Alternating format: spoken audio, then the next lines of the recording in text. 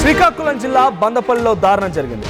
గిరిజన ఆశ్రమ పాఠశాలలో ఒక అమానవీయ ఘటన చోటు చేసుకుంది. విద్యార్థిని పైన స్కూల్ ఫిజికల్ డైరెక్టర్ కళ్యాణి భర్త దాష్టికంగా ప్రవర్తించాడు. అదొక గిరిజన ఆశ్రమ పాఠశాల, అది కూడా అమ్మాయిలు ఉండేటువంటి పాఠశాల, హాస్టల్ అది. మరి ఆ పాఠశాలలో అసలు అక్కడ పీఈటీగా అమ్మాయి ఉంది, ఓకే, అంతవరకు బాగానే ఉంది. కానీ ఆ పీఈటీగా ఉన్నటువంటి మహిళ భర్త రావడం ఏంటి, అమ్మాయిపై దాడి చేయడం ఏంటి? విద్యార్థిని చాలా దారుణాతి దారుణంగా ఆ పీడి భర్త రామచంద్రరావు దాడి చేశాడంట. కాళ్ళు పట్టుకొని బ్రతిమాలింది, నన్ను క్షమించమనింది, వేడుకుంది. అయినా కూడా ఏమాత్రం కనికరం చూపించలేదు రామచంద్రరావు.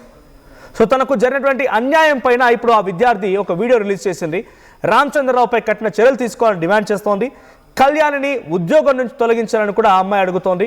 గర్ల్స్ హాస్టల్లోకి పీడీ భర్త రావడం పైన ఇప్పుడు అనుమానాలు వ్యక్తమవుతున్నాయి. పీడీ కళ్యాణి ఆమె భర్తపై విద్యార్థుల తల్లిదండ్రులు కూడా ఫైర్ అవుతున్నారు. సో శ్రీకాకుళం జిల్లాకు సంబంధించినటువంటి బందంపల్లిలో ఈ ఘటన చోటు చేసుకుంది. గిరిజన ఆశ్రమ పాఠశాలలో పీడీ భర్త, ఇక్కడ కనబడుతున్న చూడండి, ఫోటోలో కనిపించినటువంటి ఆయనే ఆ పీడీ భర్త రామచంద్రరావు. సో కళ్యాణి పైన కనపడుతున్నటువంటి ఆమెనే పీడీ, ఆ స్కూల్లో పనిచేసే పీడీ. సో ఆ పీడీ ఫిజికల్ డైరెక్టర్గా ఉన్నటువంటి కళ్యాణి తన భర్తని ఆ హాస్టల్లోకి తీసుకోవడం ఏంటి, ఆయనతో ఆ అమ్మాయిని కొట్టడం ఏంటి, ఆ అమ్మాయి కాళ్ళు పట్టుకొని బతిమాలిందంట, వేడుకుందంట, వదిలేయండి ప్లీజ్, నన్ను వదిలేయండి అని క్షమించమని అడిగిందంట. అయినా కూడా ఏ మాత్రం కనికరం చూపించలేదు. అసలు నువ్వెవరు కొట్టడానికి, అంటే జరిగిన తప్పేంటి, అసలు నీకేం సంబంధం ఉంది? విద్యార్థులను డిసిప్లిన్ తప్పితే వీళ్ళు విద్యార్థులను తప్పు చేస్తే అక్కడ శిక్షించడానికి నీ భార్య ఉంది, ఒక మహిళ. తను తప్పు, దాన్ని ఒకవేళ నిజంగా ఖండించినా, వారిని కొట్టినా, వారిని బుద్ధి చెప్పినా తనదైన శైలిలో తను చెప్పడానికి అవకాశం ఉంటుంది. తన ఒక బాధ్యత గల పీడీగా ఉంది కాబట్టి, అక్కడ ఫిజికల్ డైరెక్టర్గా ఉంది కాబట్టి. కానీ హూ ఆర్ యూ, మీరెందుకు లోపలికి వెళ్లాల్సి వచ్చింది? ఇప్పుడు ఈ విషయం పైన అనుమానం వ్యక్తమవుతోంది. సో ఆ భర్త రామచంద్రరావుని కొంత శిక్షించడంతో పాటుగా పీడీగా ఉన్నటువంటి కళ్యాణిని కూడా ఉద్యోగం నుంచి తొలగించాలని చెప్పి ఆ విద్యార్థి ఒక వీడియో విడుదల చేసింది. సో ఆ వీడియోకి సంబంధించి ఆ అమ్మాయి, ఫోటోలో కనబడుతున్నటువంటి ఆ అమ్మాయి. సో ఒకసారి ఆ అమ్మాయి మాట్లాడుతున్నటువంటి ఆ మాటలు మనం చూస్తున్నాం. సో అక్కడ వీడియో మీకు కనబడుతుంది కదా, డ్యూ టు సమ్ రిస్ట్రిక్షన్స్ నీకు ఆ వీడియో ప్లే చేసి చూపించలేక ప్రయత్నం చేస్తున్నాను. సో నేను చూపించలేకపోతున్నా, ఐఎమ్ సారీ. సో అక్కడ ఆ అమ్మాయి మాట్లాడుతున్న దాంట్లో నేను క్షమించమని అడిగాను, వేడుకున్నాను, కాళ్ళు పట్టుకున్న అయినా వదలలేదు అని అంటున్నారు. రామచంద్రరావుకి అసలు అక్కడ వెళ్ళడానికి అవసరం ఏమొచ్చింది? మా ప్రతినిధి నాయుడు ఉన్నారు, నాయుడు. సో ప్రజెంట్ ఈ సంఘటనకు సంబంధించి అప్డేట్స్ ఏంటి? అసలు ఆ భర్త ఎందుకు వెళ్ళాడు లోపలికి? అది అమ్మాయిలు ఉండేటువంటి చోట ఆయనకేం పని? ఆయన ఎందుకు ఆ అమ్మాయిపై దాడి చేయాల్సి వచ్చింది? ఒకవేళ తను ఏదైనా తప్పు చేసినా తనని సద్మార్గంపై నడిపించడం కోసం కానివ్వండి, బుద్ధి చెప్పడం కోసం, తన భార్య ఉంది కళ్యాణి, ఫిజికల్ డైరెక్టర్గా తన బాధ్యత నిర్వర్తిస్తోంది కాబట్టి తను చెప్పినారంటే ఓకే. కానీ ఈయన బయట నుంచి వచ్చి ఒక అమ్మాయిని ఇంత విచక్షణరహితంగా కొట్టడం గల కారణం ఏంటి? మనం చూస్తే కనుక ఈ విషయంలో మాత్రం పీడీ భర్త రామచంద్రరావు చేసిన దాష్టికాన్ని మాత్రం ప్రతి ఒక్కరు కూడా ఖండిస్తున్నారు. నిరుపేద గిరిజన విద్యార్థులకు మెరుగైన వైద్యం అందించేందుకు ఏర్పాటు చేసిన బాలికల గిరిజన ఆశ్రమ పాఠశాలలో ఇప్పుడు భద్రత కరువు అయిందనడానికి ఇది ఒక తార్కాణంగా చెప్పుకోవచ్చు. ఏదైతే ఒక మగ పురుగు కూడాను కాంపౌండ్ గేట్ దాటి లోపలికి వెళ్ళలేని పరిస్థితుల్లో ఆయన ఆశ్రమ పాఠశాలకు వెళ్ళాడని, ఆయన పర్సులో 250 రూపాయలు విద్యార్థిని దొంగిలించిందని ఆమె మీద ఆరోపించడమే కాకుండా ఆ డబ్బులు ఇవ్వమని ఎక్కడైతే ఆమె ఆశ్రమ పాఠశాలలో ఆవాసం ఉంటుందో అక్కడికి వెళ్ళి ఆమెని విచక్షణరహితంగా కొడుతున్న సమయంలో మాత్రం తనేమీ దొంగతనం చేయలేదు అని ప్రాధేయపడి కాళ్ళ ఏళ్ళ పడినా కూడాను విచక్షణరహితంగా ఆ విద్యార్థిని మాత్రం సాగుపడడం జరిగింది. తోటి విద్యార్థుల సమక్షంలో ఆమె అక్కడే మోసపోవడం జరిగింది. ఈ విషయాన్ని మాత్రం ప్రిన్సిపాల్ తెలుసుకున్న అప్పటికే రామచంద్రరావు మాత్రం అక్కడ నుండి ఎస్కేప్ అయ్యారు. కాకపోతే రామచంద్రరావుని లోపలికి ఎవరు రానిచ్చారో ఆమె భార్య అంటే ఫిజికల్ డైరెక్టర్ గా పనిచేస్తున్న కళ్యాణ్ని కలిసేందుకు భర్త వచ్చినట్టయితే అసలు విద్యార్థిని ఆమె పర్సులో నుండి 250 రూపాయలు ఎలా దొంగతనం చేస్తుందని ఒక ప్రశ్న తలెత్తుంది. ఆమె కేవలం ఆ విద్యార్థినిపై అక్కసు. ఇంకొక ఉదంతం కూడాను, భార్యాభర్తలు ఇద్దరు కూడాను తరచూ గొడవ పడుతుంటారు. ఆ క్రమంలోనే భార్య దగ్గరికి వచ్చినటువంటి రామచంద్రరావు భార్య మీద అక్కసు తీసుకునే నేపథ్యంలో అక్కడ ఉన్న విద్యార్థులపై ఇటువంటి దొంగతనాలు ఆపాదించడం, వారిపై దాష్టికంగా ప్రవర్తించడం, ఇటువంటి ఘటనలు కూడా అక్కడ చోటు తీసుకునే తోటి విద్యార్థులు కూడా చెప్తున్నారు. ఏదైతే బండపల్లి అంటే మెలియాపుట్టి మండల కేంద్రాన్ని పూర్తివే దూరంలో బండపల్లి గిరిజన బాలికల ఆశ్రమ పాఠశాలలో మాత్రం ఇటువంటి ఉదంతాల కోకొల్లలో అసలు ఆ రామచంద్రరావు అటువంటి ప్రొహిబిటెడ్ ఆశ్రమంలోకి లోపలికి ఎవరు రానిచ్చారు? పీడి భార్య ఉంది కాబట్టి ఆమెను ఆసరాగా చేసుకుని లోపలికి వెళ్ళారా? అయితే ప్రిన్సిపల్ ఏం చేశారు ఈ విషయంలో? ఐటీడీఏ పిఓ కూడాను ఆ ఏదైతే విద్యార్థి విడిచిపెట్టిన సెల్ఫీ వీడియో ఉందో దాన్ని కూడా పరిగణన తీసుకొని దర్యాప్తు ప్రారంభించారు. ముందుగా అసలు ఆశ్రమంలోనికి ఆయన అనుమతించిన వ్యక్తులు ఎవరు, ఆయన లోపలికి వచ్చిన తర్వాత ఆ విద్యార్థిపై దొంగతనం అనే ఆరోపణ ఎందుకు చేశారు? ఇంత చేసినా కూడాను ఆమె వద్ద కానీ ఆమె ఉంచుకున్న పుస్తకాల భద్రత పెట్టిలో కానీ ఎక్కడ కూడా డబ్బులు దొరికే పరిస్థితులు.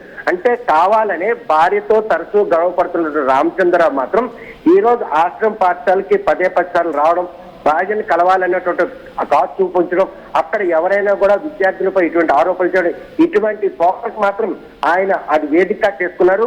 ఏదైతే కళ్యాణి రామచంద్రరావు ఇద్దరి మధ్య భార్యాభర్తల మధ్య వివాదాలు ఉన్నాయి, ఆ వివాదాలు ఇంట్లో వివాదాన్ని ఆశ్రమ పాఠశాలలో ఈ రోజు మాత్రం వేదిక చేసుకుని విద్యార్థులు మాత్రం ఇలాగ విచక్షణ రాహిత్యంగా చిత్తబాదం. అదేవిధంగా ఏ విద్యార్థినిపై అయితే మాత్రం ఆయన దాష్యంగా వ్యవహరించడం అది చూసిన విద్యార్థులు అందరూ కూడాను ఆమె మాటలు అంటే సెల్ఫీ వీడియో తీస్తున్నప్పుడు కూడాను పక్కన విద్యార్థులు మద్దతు తెలిపే విధంగా కూడాను వారు భాషగా నిలిచారు. ఎందుకంటే ఆ విద్యార్థి ఒక్కరు మాత్రమే ఈ రోజు సాహసోపేతంగా ముందుకొచ్చి సెల్ఫీ వీడియోని మాత్రం బయటకు విడిచిపెట్టింది. మిగతా ఇంకెంతమంది బాధితులు ఉన్నారనే కోణంలో కూడాను ప్రిన్సిపల్ ఆరా తీసే పరిస్థితి. ఈ విషయంలో మాత్రం భద్రతకి కేర్ ఆఫ్ అడ్రస్ గా చెప్పుకునే గిరిజన బాలికల ఆశ్రమ పాఠశాల మాత్రం ఈ రోజు భద్రత దొల్ల కావడమే ఈ పరిణామాలకు మాత్రం చోటు చేసుకుందని చెప్తున్నారు. కళ్యాణి ఏం చెప్తున్నారు అంటే తన భర్త ఎవరి అనుమతితో వచ్చారు, ఎందుకు వచ్చారన్న విషయం పైన కళ్యాణి ఏం చెప్తున్నారు? కళ్యాణి ఎవరిని విచారించారా? సో తరచుగా వాళ్ళు గొడవ పడుతూ ఉంటే అసలు ఏ అమ్మాయి ఎందుకు వచ్చింది? ఈ అమ్మాయిని గతంలో రామచంద్రరావు ఎప్పుడైనా చూశాడా, లేకపోతే మీరు అంటున్నట్టుగా ఆ భార్య పైనటువంటి కోపాన్ని ఈ అమ్మాయిపై తీర్చుకున్నాడా? అమ్మాయిని అంత విచక్షణరహితంగా దాడి చేస్తున్న కళ్యాణి ఏం చేసింది మరి ఆ సమయంలో? అంటే యాక్చువల్ గా మనం ఏదైతే సిబ్బంది ఉన్నారో సిబ్బందికి ఏదైనా టైమింగ్ ఉంటుంది. వాళ్ళ బంధువులు కనుక ఎవరైనా వచ్చేలాగుంటే ఆశ్రమ పాఠశాల కాబట్టి వాళ్ళంతా రోజంతా ఉంటారు కదా, ఏదో ఇతరత్ర కారణాలు చూపించి అక్కడ నోట్బుక్ మీద పేరు రాయించి ఎవరిని కలవడానికి వెళ్తున్నారు, ఇటువంటి ప్రక్రియ నడుస్తుంది. అందులో భాగంగానే భార్యని కలవడానికి వచ్చినటువంటి భర్త రామచంద్రరావు భార్యపై ఉన్నటువంటి కోపాన్ని తీర్చుకునేందుకు మాత్రం ఆ డబ్బులు ఏమైనా అక్కడ పెట్టి ఆయన ఏమైనా కనుక ఆ విద్యార్థులపై అంటే దొంగ ఆరోపించారా, లేకపోతే కావాలనే ఆ విద్యార్థులు ఇటువంటి సంఘటనలు చాలా కోకొళ్ళు ఉన్నాయన్నటువంటి కోకొళ్ళు కూడా వినిపిస్తున్నాయి. ఇప్పుడు సత్యం ఒక్కసారి రైల్లో ఉండాలి. Get back to again. మనతో పాటుగా యోగి గారు ఉన్నారు, ఆదివాసీ సంక్షేమ పరిషత్ రాష్ట్ర ఉపాధ్యక్షులు. ఆయన యోగి గారు మాట్లాడతారు. యోగి గారు, సో ఇది గిరిజన ఆశ్రమ పాఠశాల, అక్కడ జరిగినటువంటి సంఘటనలో ఒక అమ్మాయి పైన అక్కడ పీటీగా పనిచేసేటువంటి కళ్యాణి భర్త విచక్షణరహితంగా దాడి చేసి గాయపరిచాడు. సో కాళ్ళు పట్టుకుందంట, బ్రతిమాలిందంట, క్షమించమని వేడుకుందంట, అయినా వదిలిపెట్టలేదు. సో ఇప్పుడు ఆ అమ్మాయి వాళ్ళు ఒక వీడియో కూడా విడుదల చేసింది. ఏమంది అనుకోవాలి? అసలు ఒక ప్రైవేట్ వ్యక్తిని ఆయన్ని లోపలికి అనుమతించారనుకోవాలి, ఆ కళ్యాణి భర్త ఎందుకు దాడి చేశారనుకోవాలి? సార్ నిజంగా ఆ వీడియో అనేది మా వరకు రాలేదు. ఇంకా అది నిజంగా అలాంటి సిచ్యువేషన్ జరిగితే చాలా తప్పు. అసలు జ్యుడిషియల్ జస్టిస్ కూడా ఉంది. అసలు ఎవరు కూడా ఒక ట్రైబల్ ఆశ్రమం పాఠశాల, గిరిజన ఆశ్రమం బాలిక పాఠశాలకు వెళ్ళాలంటే బయట వాళ్ళు వెళ్ళడానికి ఎటువంటి అనుమతులు లేవు. అది జ్యుడిషియల్ జస్టిస్ 2005 నుంచి ఉంది. అది విద్యా చట్టం తర్వాత దాన్ని జ్యుడిషియల్ జస్టిస్ చేసి ఎవరు కూడా మగవాళ్ళు కూడా ఎవరు కూడా లోనికి వెళ్ళకూడదని చట్టాలు ఉన్నాయి. ఈ చట్టాలు ఉన్నప్పుడు కూడా ఇలాంటి విధంగా వెళ్ళి కనీసం ఆమె ఏదైనా మందలిస్తే ఆమె మందలించాలి తప్ప వాడిని భర్త వెళ్ళి కొట్టడం అనేది చాలా దారుణం సార్. దీనికి మేము తీవ్రంగా ఖండిస్తాం సార్. రేపు దీని మీద నిజంగా ఇంతవరకు మాకు తెలియదు, మీకు తెలిసిన విషయం కూడా మాకు తెలియలేదు ఇంతవరకు. మేము బాధపడతా ఉన్నాం. తప్పనిసరిగా ఈ విషయాన్ని బయటకు వస్తే ఆ వీడియోస్ ఏమైనా మేము కూడా సేకరిస్తాం. ఒకవేళ కలెక్టర్ గారికి కలుస్తాం, ఒక సంబంధిత పిఓ గారికి కూడా కలిసి మేము రిప్రజెంటేషన్ చేస్తాం. ఎవరైతే ఉన్నారో నిజంగా ఆ పిల్ల తాలూకా తల్లిని కూడా కలుస్తాం, పిల్లని కూడా కలిసేసి ఏం జరిగిందో తెలుసుకుని దీని మీద ప్రభుత్వానికి నివేదికిస్తాం. తను క్లియర్ గా చెప్తుంది ఒక వీడియోలో, నన్ను ఇట్లా కొట్టాడు, నేను పదే బ్రతిమాడినా, వేడుకున్నా, క్షమించమని, కాళ్ళు పట్టుకున్నా వదలలేదు అంటున్నారు. అసలు ఫస్ట్ ఆ ప్రైవేట్ పర్సన్ ఎందుకు అలౌ చేసినట్టు సార్?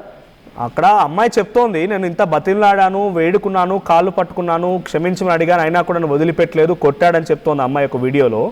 సో అసలు ఆ ప్రైవేట్ వ్యక్తి ఎందుకు వెళ్లాల్సి వచ్చింది? ఎలా అనుమతిస్తారు? జనరల్గా అనుమతించారు కదా లోపలికి. అసలు అనుమతించడానికి లేదు సార్. ఎక్కడ అదే చెప్తున్నా, అదే జ్యుడిషియల్ జస్టిస్ అనేది దానికి అంటున్నాము. 2005 విద్యా చట్టం వచ్చిన తర్వాత 2006 తర్వాత కూడా దీన్ని ఒక కొంతమంది జడ్జిలతో కూడినటువంటి జస్టిస్ కూడా చేశారు. ఎవరు కూడా బయట వ్యక్తులు ఆడపిల్ల ఇన్స్టిట్యూట్ వెళ్ళడానికి లేదు, ఒక చట్టం ఉంది. ఈ వ్యక్తిపై ఎటువంటి చర్యలు తీసుకోవడానికి అవకాశం ఉంటుంది? దీని మీద కంపల్సరీగా నిజంగా మహిళ పైన దాడి చేసి ఉంటే నిజమైన జరుగుంటే తప్పనిసరిగా ఆవిడ మీద తక్షణమే పోక్సో యాక్ట్ చట్టం అమలు చేయాలి, ఆవిడ మీద అట్రాసిటీ నమోదు చేయాలి. తక్షణమే బాలిక మీద దాంతో పాటుగా మైనర్ బాలిక కాబట్టి తప్పనిసరిగా లోకల్ ఎస్పీ గారు కూడా దీని మీద స్పందించి ఆయన మీద తక్షణమే మరి ఎంక్వైరీ కాకుండా ఆమెకు కూడా రక్షణ కల్పించాలి. ఈ రోజు మీడియా తరఫున వచ్చిన తర్వాత మీడియాలోకి వచ్చిన తర్వాత కూడా వాళ్ళ కుటుంబ సభ్యుల మీద కానీ ఈ రాజకీయ నాయకులు ఒత్తిడి చేసి కుటుంబ సభ్యుల మీద ఒత్తిడి తీసుకొస్తారు, అలాగే వాళ్ళ మీద ఒత్తిడి తీసుకొస్తారు. చాలా జాగ్రత్త. కానీ మీరు కూడా నేను కూడా ఇక్కడ జిల్లా ఎస్పీ గారు కూడా మీ ద్వారా కోరుకుంటున్నాను, ఆమె ఫస్ట్ రక్షణ కల్పించాలి, వాళ్ళ తల్లికి కూడా రక్షణ కల్పించాలి. కల్పించకపోయినప్పుడు ఏం జరుగుతుందంటే ఈ రాజకీయ పార్టీలు కొంతమంది ఎందుకంటే అగ్రకుల నాయకులు అయ్యి ఉండొచ్చు. ఇప్పుడు ఎవరైతే చెప్తున్నారో వాళ్ళు పీడీ అంటున్నారు, వాళ్ళ అగ్రకుల నాయకులు అవ్వచ్చు. ఏమైనా ఈ అమ్మాయి ఏ విధంగా వీడియో రిలీజ్ చేసింది అని తెలిసిన వెంటనే వాళ్ళ ఇంటికి వెళ్ళిపోయి వాళ్ళకి బెదిరించడము, లేకపోతే మీ స్కూల్ మానిపించేస్తాం, మీ టీసీ ఇప్పించేస్తామనే పరిస్థితులు కూడా ఉన్నాయి చాలా వరకు. అంటే ఈ రోజు సార్ థ్యాంక్ యూ యోగి గారు. సో మొత్తం పాటు నాయుడు కూడా ఉన్నారు. సో నాయుడు, ఈ సంఘటన పైన ఇప్పటివరకు కళ్యాణిపై కానివ్వండి, రామచంద్రరావుపై కానివ్వండి, ఆ అమ్మాయి వీడియో విడుదల చేసిన తర్వాత ఏదైనా యాక్షన్ తీసుకున్నారా? మనం చూస్తే కనుక ప్రస్తుతం ఇది బాహ్య ప్రపంచానికి మొట్టమొదటిగా ఆర్టీవీ వేదికగానే బాహ్య ప్రపంచానికి ఈ ఘటన తెలిసింది. ఎందుకంటే వారికి వచ్చిన కష్టం చెప్పుకునేందుకు మాత్రం ఈ రోజు ఆర్టీవీని ఆ బాధితురాలు తల్లిదండ్రులు ఆశ్రయించి ఆ వీడియోని మనం పంపించడం జరిగింది. ఈ క్షణం నుండి ఈ రోజు కళ్యాణి కానీ రామచంద్రరావు ఎక్కడున్నారు, వాళ్ళు రామచంద్రరావు లోపలికి ఎవరు అనుమతించారు, కళ్యాణి ప్రమేయం ఏమైనా ఉందా, లేకపోతే ప్రిన్సిపల్ నిర్లక్ష్యం ఉందా? ఇప్పుడు ఆదివాసీ సంక్షేమ పరిషత్ ఎవరైతే ఈ యోగి చెప్పినట్లు ఒకవేళ కన్నా ఈ వీడియో చూసి ఇమీడియట్ గా ఏదైతే విద్యార్థులు ఉందో విద్యార్థిని తల్లిదండ్రులు మాత్రం బెదిరించేందుకు అవకాశం ఉంటుంది. టీచింగ్ స్టాఫ్ మాత్రం వీళ్ళందరూ గిరిజన విద్యార్థులు సంబంధించిన అయితే వీళ్ళందరూ కూడా సంపన్న వర్గాలకు సంబంధించిన ఆశ్రమ పాఠశాలలో ఉద్యోగాలు కొలువులు సాధిస్తారు. ఆ నేపథ్యంలో రాజకీయంగా అండదండలు ఉండినట్టయితే మాత్రం దీన్ని కప్పిపుచ్చుకునేందుకు మాత్రం ప్రయత్నిస్తారు. ఏదేమైనప్పటికీ ఆయన ఆశ్రమ పాఠశాల లోపలకు దూరడం అనేది తప్పుతో పాటు ఆ విద్యార్థిపై దొంగతనం ఆపాదించడం, అదేవిధంగా విచక్షణ రాహిత్యంగా ఆమెని కొట్టడం, ఈ పరిణామాలన్నీ కూడాను సుమోటోగా ఈ రోజు కేసు నమోదు చేసి ఆమెను వెంటనే డిస్మిస్ చేయాలి. అదేవిధంగా రామచంద్రరావుపై మాత్రం పోక్సో యాక్ట్ కింద ఆయన తక్షణం అరెస్ట్ చేయాలని మాత్రం ఆదివాసీ సంఘాలు డిమాండ్ చేస్తాం.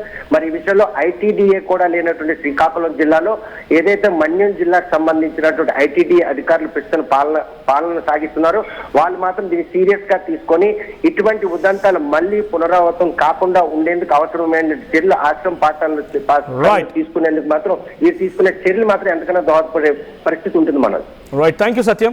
సో మొత్తంగా ఈ ఇన్సిడెంట్ శ్రీకాకుళం జిల్లాలో ఒక్కసారిగా షాక్ గురి చేసింది. శ్రీకాకుళం జిల్లా బందంపల్లికి సంబంధించినటువంటి ఆశ్రమ గిరిజన పాఠశాలలో పీడీగా పనిచేస్తూ ఫిజికల్ డైరెక్టర్గా పనిచేస్తున్న కళ్యాణి భర్త అసలు లోపలికి ఎలా వచ్చాడు, ఆ లోపలికి వచ్చిన వ్యక్తి ఒక అమ్మాయి పైన దొంగతనం ఆరోపణ చేసి ఆ అమ్మాయిని ఎంత విచక్షరహితంగా దాడి చేశాడో ఆ అమ్మాయి మాటలు వింటే అర్థమవుతుంది. కాళ్ళు పట్టుకున్నా, వేడుకున్నా, క్షమించమని అడిగినా, ఎంత చెప్పినా వినలేదంట. అసలు వాళ్ళ భార్యాభర్తల మధ్య తరచుగా గొడవలు జరుగుతున్నాయని తెలుస్తోంది. సో ఆ గొడవల మధ్యలో ఈ అమ్మాయి అక్కడ ఆ భార్య పైన కోపాన్ని మొత్తాన్ని కూడా ఆ అమ్మాయి పైన దొంగతనం అనేటువంటి ఆరోపణ చేసి అమ్మాయిపై దాడి చేసినట్టుగా తెలుస్తోంది. సో ప్రస్తుతానికి ఆర్టీవీ ఎక్స్క్లూజివ్గా ఫస్ట్గా ఈ వార్తను బ్రేక్ చేసే ప్రయత్నం చేసింది. ఆ విద్యార్థుల తల్లిదండ్రులతో కూడా మాట్లాడే ప్రయత్నం చేసింది. చరిత్ర సృష్టించినోడు ఇప్పుడు ఆ చరిత్రని తిరగరాయబోతున్నాడు. అబద్ధాల గోడల్ని బద్దలు కొట్టి నిజాలను రాగా మీ ముందుంచబోతున్నాడు. నిజమైన వార్తల కోసం వెంటనే డౌన్లోడ్ చేసుకోండి రా యాప్ని.